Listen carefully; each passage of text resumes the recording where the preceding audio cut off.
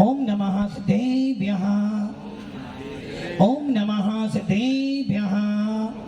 यदर्चा भावेन प्रमुदितमनादरेषु यदर्चा भावेन प्रमुदितमनादरे दुर्याः क्षणादासित स्वर्गी गुणगण समधा सुखनिधि लभन्ते सद्भक्त्या शिव सुख समाजं किमु तदा महावीर स्वामी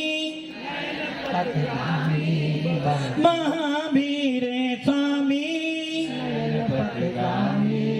महावीर स्वामी गुरुमः पंतनो नित्यं ज्ञान दर्शन नायिका चारित्राणां गंभीरा मोक्ष मार्ग उपदेशका पंच परमेष्ठी भगवान की एक रघुनाथ भगवान की अंतिम सरस्वती भगवान महावीर स्वामी की आचार्य श्री कुंद कुंद भगवंत की आचार्य श्री विमल सागर जी महाराज की आचार्य गुरुदेव सनमती सागर जी महाराज की 3 काम 9 करोड़ मुनिराजों की द्वादशांगिनी माता की बोले परम पूज्य आचार्य सुंदर सागर जी महाराज की समस्त आचार्य संघ की जय कर गुरुदेव का जय गुरुदेव जय कर गुरुदेव का जय गुरुदेव नमस्ते भव्य आत्माओं अंतिम तीर्थेश भगवान महावीर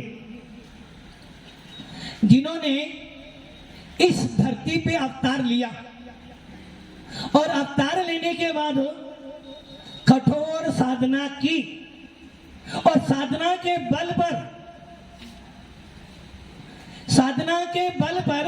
साधनों का त्याग कर शब्द सुनना और सोचना साधना के बल पर साधनों का त्याग कर आत्मा से परमात्मा बने और केवल ज्ञान को प्राप्त किया। ऐसे विश्व वंदनीय भगवान महावीर जिन्होंने अपने सिद्धांतों से अपने आदर्शों से अपनी तपस्या से इस पूरे विश्व को पावन किया था, ऐसे भगवान महावीर की वीतराग देशना हम और आपको सुनने को मिल रही है।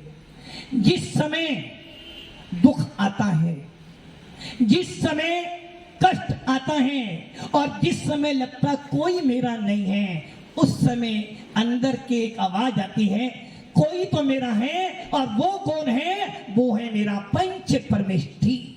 जब नमोकार मंत्र बोलते हो लगता है कोई तो मेरे पास है जिसको बोलने से मैं सारे दुखों से दूर हो सकता हूं। जब हम भगवान महावीर को देखते हैं, जब हम साधु संतों को देखते हैं तो अंदर से आवाज आती है कि मेरे अंदर भी एक संत विराजमान है। यदि मैं भी साधना के मार्ग पर चलूंगा, मैं भी साधना के पथ पर चलूंगा तो मुझे भी एक दिन परमात्मा की प्राप्ति हो जाएगी। मृत्यु मिटाएगी, मृत्यु निश्चित है। कोई टाल सकता है क्या? मान लो आपके आगे पीछे 10-12 बॉडी गार्ड लग जाएं, क्या आपको बचा सकते हैं? मान लो डॉक्टर ने कह दिया कि मृत्यु तो निश्चित है, और डॉक्टर ने नहीं, हमारा परमात्मा कह चुका है किसी भी संप्रदाय को मानने वाला हो ये तो वो मानेगा मृत्यु तो निश्चित है। संत हो या राजनेता हो, देवता हो या नारकी हो, और नारकी और देवता की तो बात छोड़ो, यदि तीर्थंकर भी आ जाएं तो उनकी भी मृत्यु तो निश्चित है। अच्छा, आप लोगों को ये श्रद्धा है कि मेरी मृत्यु होगी? सबको विश्वास है? कांतिलाल जी कब होगी?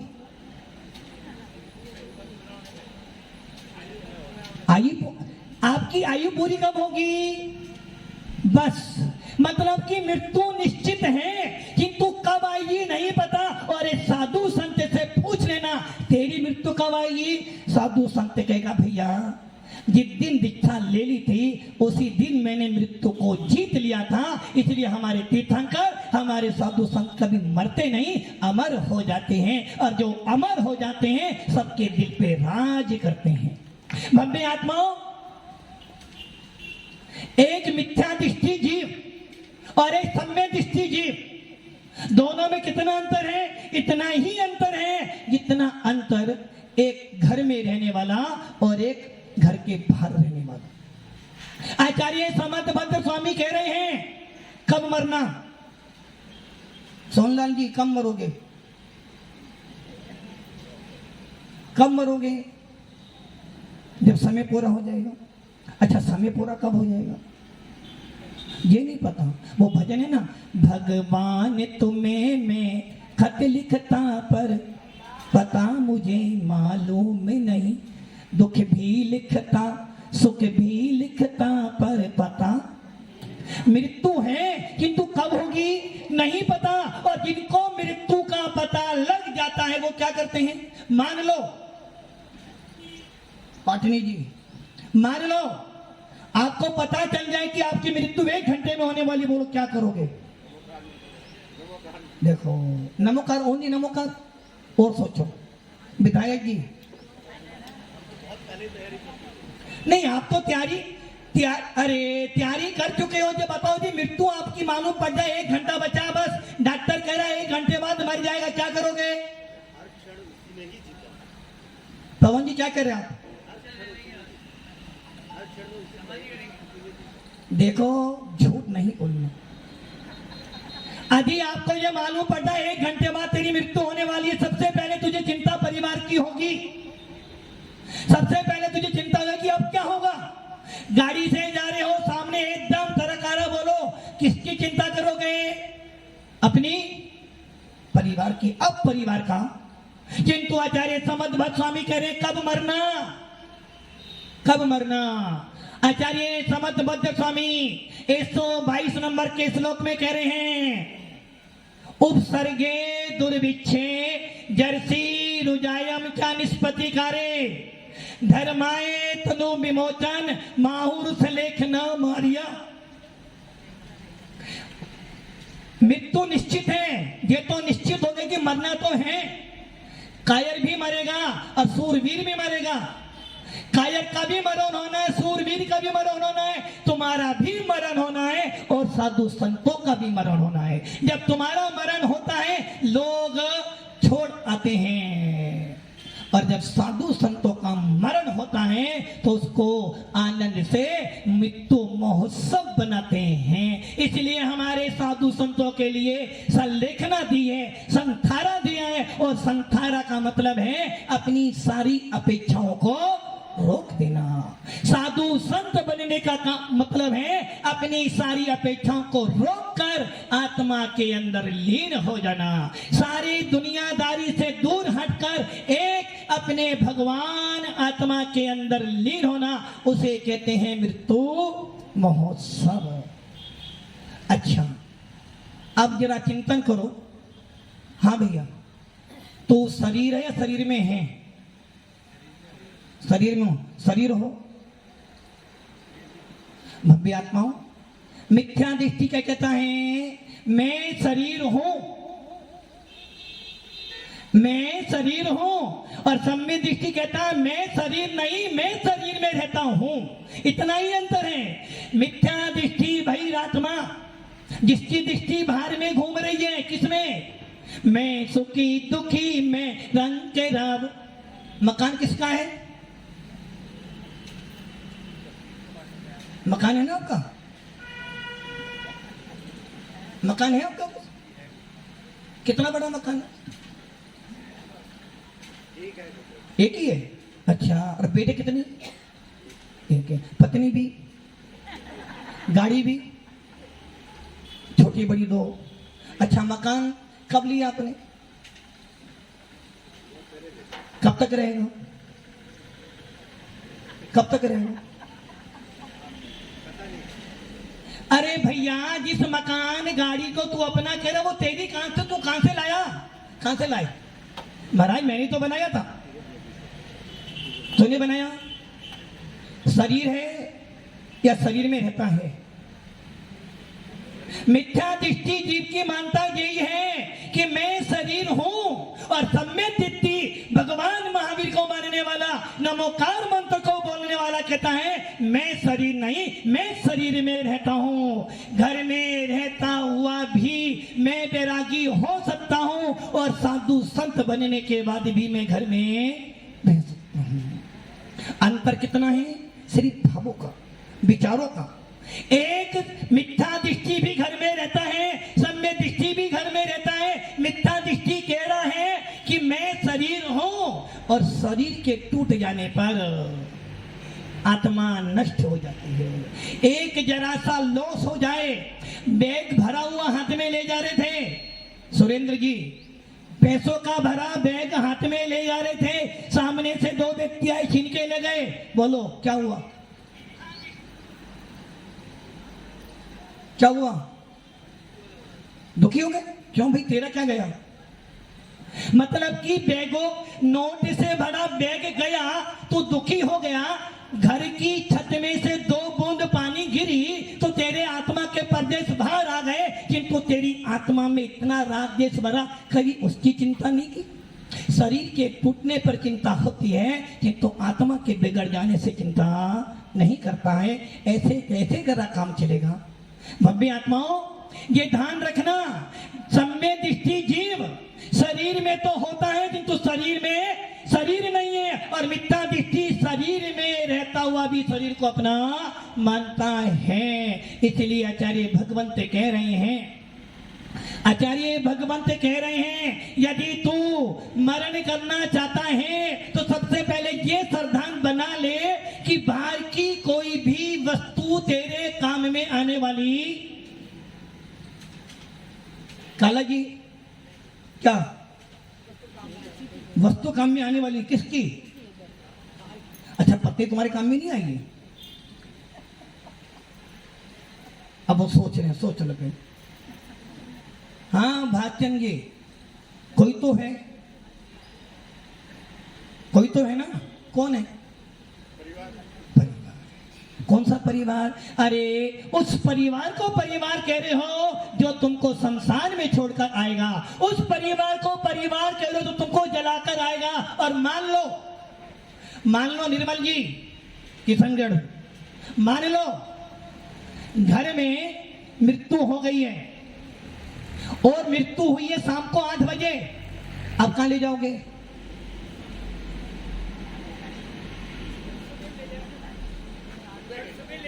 क्यों रात में लेके नहीं जाओगे? आप लेके कब जाओगे? सवेरे। और मान लो अभी अभी घर में 2 आदमी आए हैं, कितने दिन मुके रहोगे आप? उस दिन भोजन करोगे? अरे आप भोजन करोगे? क्यों? घर में डेड बॉडी पड़ी है, मृत्यु हो गई, नहीं करोगे ना भोजन? अब भोजन नहीं करोगे ना? करोगे? भोजन नहीं करोगे। और मान लो, कितना झूठ बोल रहे हो, मृत्यु हो जाने के बाद भी यदि 1 घंटा 2 घंटा रुकना पड़े तो सबसे पहले पानी पी लेते हो। भैया पता नहीं बाद में भोजन मिला नहीं मिलेगा।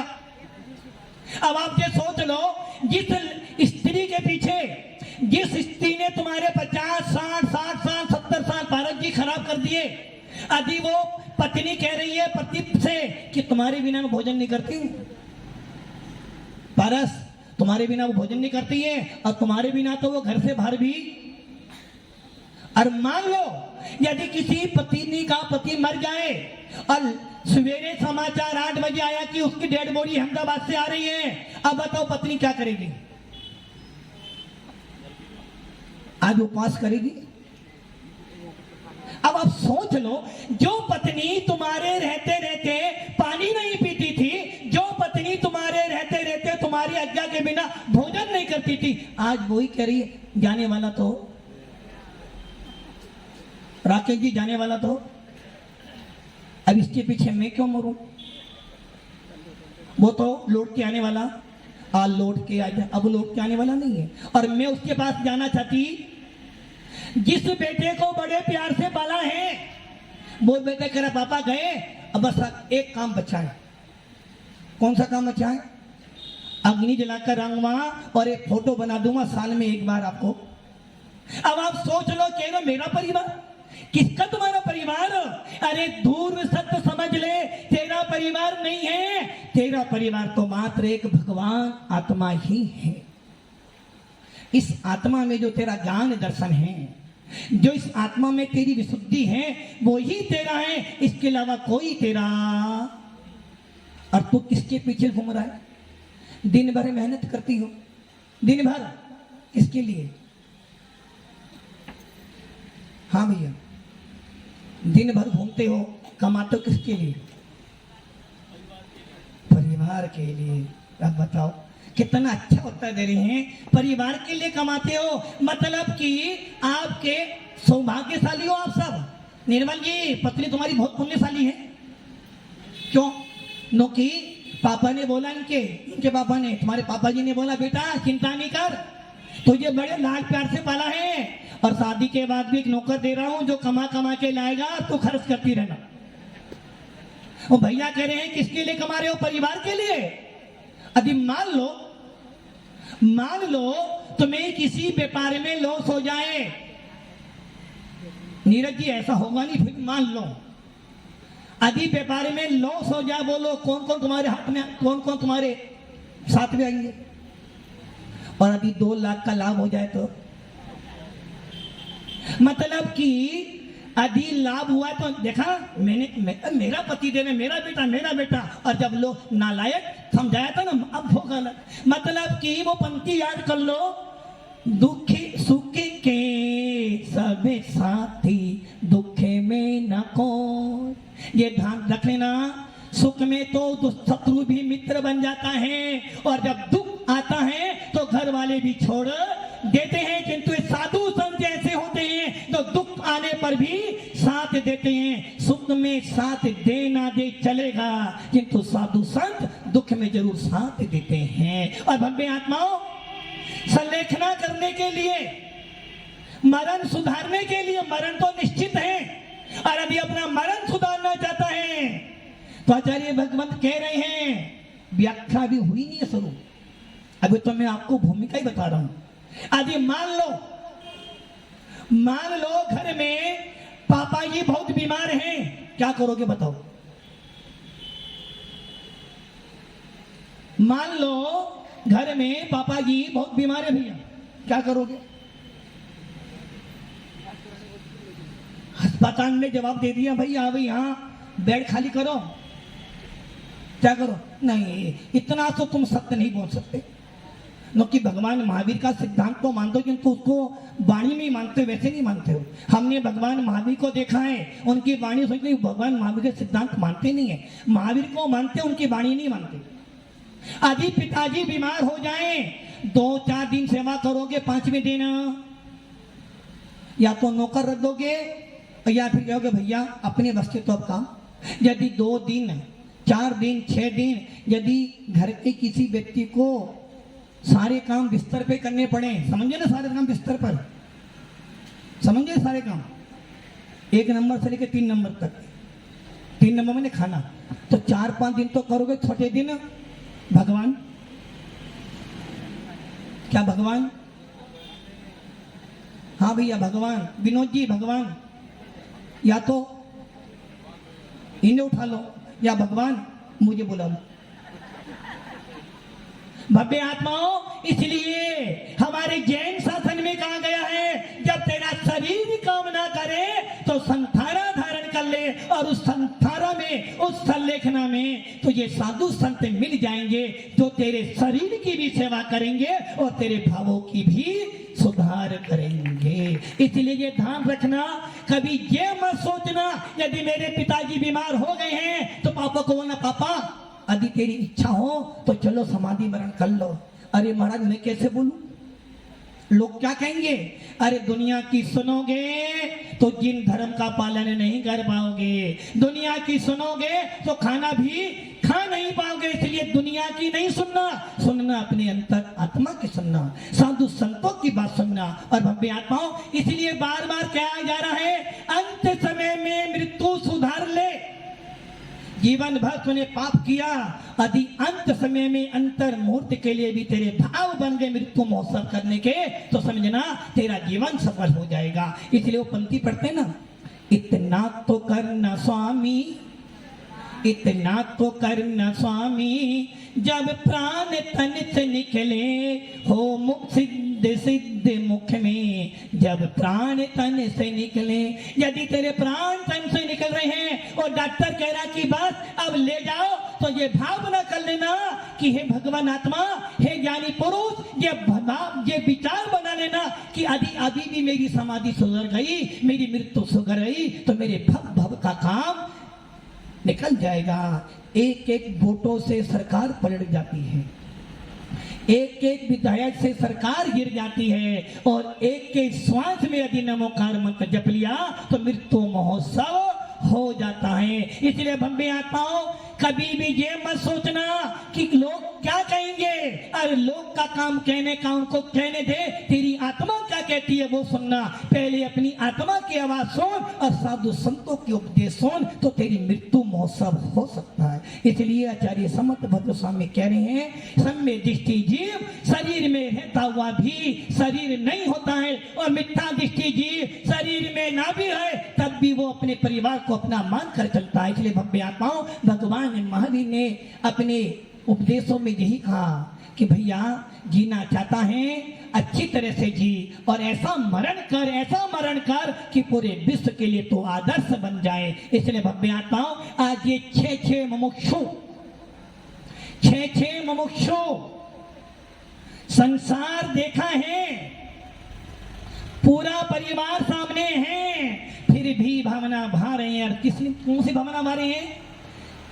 दिन रात मेरे स्वामी मैं भावना ये बाहूं, देहांत के समय में तो मैं कौन भूल जाऊं। भव्य पाऊं, ऐसी भावना लेकर यदि आप मोक्ष मार्ग पे बढ़ते हो, निज भगवान आत्मा की साधना करने के लिए मोक्ष मार्ग पे बढ़ते हो, तो निश्चित है तेरा समाधि मरण होगा। और यदि एक बार समाधि मरण कर लिया, भव भव के पाप कट जाएंगे और तू भी एक दिन अरहतों की शरण में बैठ जाएगा। इसलिए भव्य आत्माओं, हम सभी भी अपनी मृत्यु को सुधारने का प्रयास करें और अपनी भावना बनाएं कि हे आत्मा, जब भी जाऊं तो किसी ना किसी व्यक्ति से, किसी संत पुरुष से नमोकार मंत्र सुनते सुनते मेरी श्वास बंद हो जाए तो मेरा जैन कुल में जन्म लेना सार्थक हो जाएगा। इसलिए भगवान महावीर के चरणों में नमन वंदन करते हैं और भावना भाते हैं, जियो और जीने दो। ओम नमः शिवाय। बोलिए परम पूज्य आचार्य।